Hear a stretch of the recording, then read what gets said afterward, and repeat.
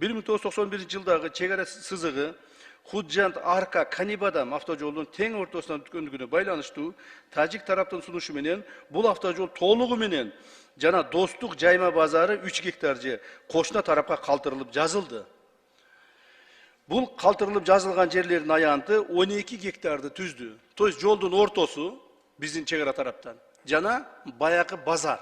Ар дайым баягы жаңжал болгондо күйүп кете турган, алар тарапта жолдун аркы бетине турган 3 гектар Достук базары бар эле. Билесиз, Камилеже.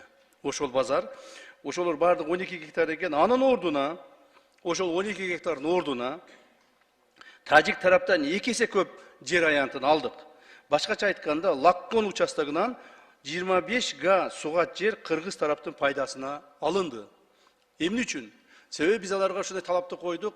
Бул деген базар, коммерциялык жер, ал жерде адамдардын магазиндери болгон, жана башкалары болгон, элдер акча таап турган. Бул бир. Экинчиден жол деген бул өзөк.